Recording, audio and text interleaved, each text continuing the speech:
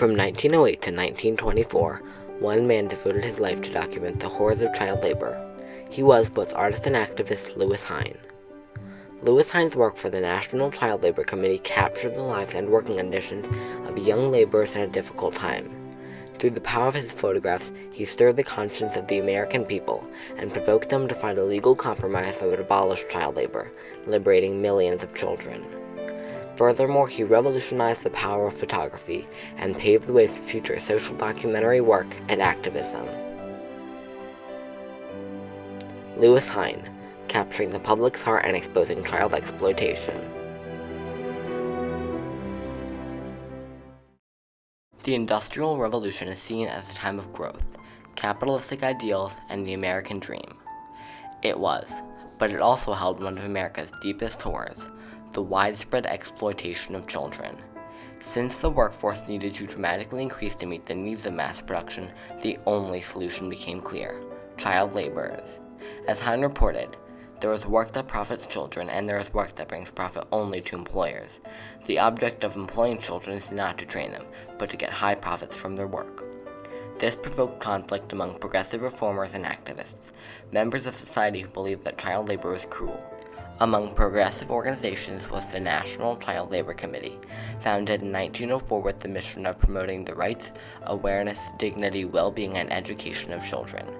They reported the haunting statistics of the child labor epidemic, like in a 1932 issue of their magazine The Survey Graphic, where they state, each year, no less than 1,000 children under 18 years are permanently disabled, and another 100 are killed.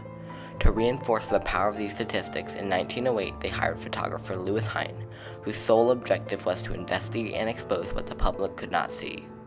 Hine's work took him across America to the mines, textile factories, and mills, capturing over 5,000 photographs on his journey.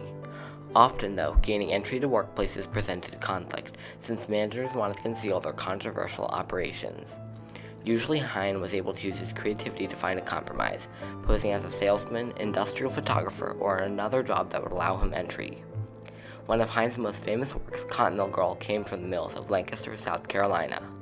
Here in the mills, he documented the somber faces and little bodies of hundreds of children who were forced to work in order to provide for their families. At the mills, children usually worked as doffers. As a doffer, it was their job that when the thread in a mill snapped, to climb upon the running machine and quickly work to reconnect the string. When they weren't careful, though, this process could result in losing a finger or hand. Hine reported that an overseer told him, "We don't have any accidents in this mill. Once in a while a finger is smashed or a foot, but it don't amount to anything." Hine's powerful photographs were elevated with the revolutionary style he created. Through his time as a photographer, he found a compromise between both emotion and information to strike a chord with the average middle-class American.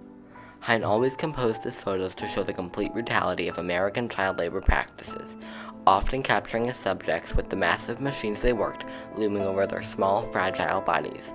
Similarly, his eye contact to lens connection reflected the bond he hoped to create in his images, as if the children were staring at the viewer begging for help. He had a way of making you immediately look in their eyes, and that is one of the things that all photographers try to do. They try to capture the essence of someone. Some of Hine's most haunting photographs were captured in the mines. Children as young as 6 or 7 worked above ground as breakers. Each day they would regularly work as rock and slate from coal for hours without rest. Often this led to hand injuries, minor like cuts, but when they were sucked into the current of the machine, they could be killed. Hine reported on a trip to a Pennsylvania mine. "While I was there, 2 breaker boys fell into the coal chute where they were smothered to death." In the early 20th century, labor laws and regulations were often non-existent, and when they did exist, they were easy to bypass or minimally enforced. Hine explained this in a magazine, stating, "An overseer told me frankly that manufacturers all over the South evade the child labor law by letting children who are underage help older brothers and sisters. The names of the younger ones do not appear on the company's books, and the pay goes to the older child who is above 12 years. Hine's work always highlighted this, choosing the most evocative photographs of young miners to publish along with his heart-wrenching and detailed captions. Hine's photos were making an impact immediately. White-collar, middle-class Americans were stunned by his detailed photographs and captions. He and other progressive activists were exposing conflicts that many once believed did not even exist. As Hine claimed himself, photography can light up darkness and expose ignorance. Then, in 1916, Senator Albert J. Beveridge proposed the Keating-Owen Act, aimed at regulating child labor nationally by hindering interstate commerce to companies that use children. Reformers like Hine embraced the new law, but others who profited from child labor relentlessly fought against it, and after 2 years the law was repealed for its unconstitutionality. Hine continued his work, documenting the struggles of child laborers and reporting on them.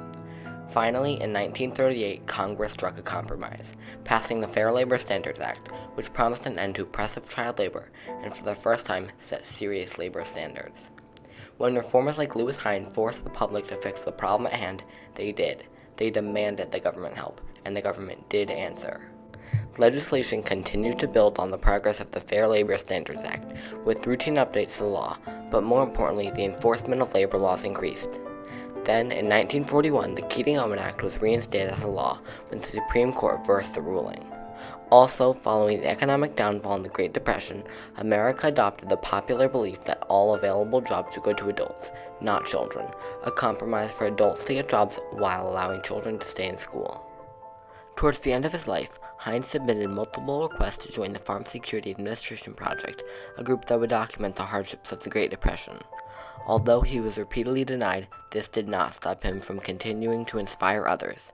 He joined the Photo League and began a project documenting men at work and the construction of the Empire State Building, where he met Farm Security Administration Project photographer Dorothea Lange.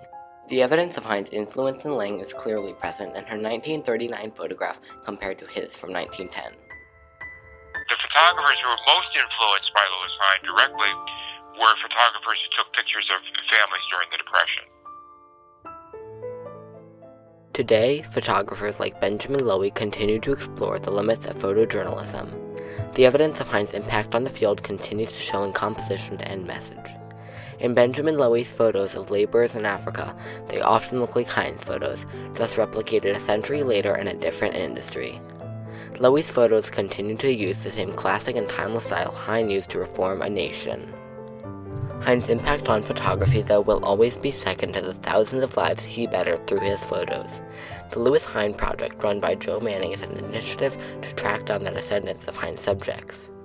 His work adds to the existing power of Hine's, giving a story and a personality to the children behind that single shot. One descendant Manning tracked down exclaimed this when she saw the photo of her mother: "It is wonderful that the photographer could somehow reveal the real person. In my opinion, he was called to his work, and has touched countless lives throughout the nation and the world. Thank God for Mr. Hine." Joe Manning's work helps to show the public the true legacy of Hine, not as an artist, but as an activist. Obviously, he helped end child labor. Obviously, he was a great photographer and had techniques that had been used by many other people. I think the thing that maybe people don't think about is that Hine changed the way people looked at children. Lewis Hine's innovative work for the National Child Labor Committee captured the lives and working conditions of young laborers in a difficult time. Through the power of his evocative photographs, he stirred the conscience of the American people, and subsequently forced the government to find a legal compromise that would abolish the industrial exploitation of children, while his art and legacy has inspired future photographers and activists. Today, thousands of photographers have devoted their lives to capture the conflicts of our world, following in the footsteps of trailblazer and activist Lewis Hine.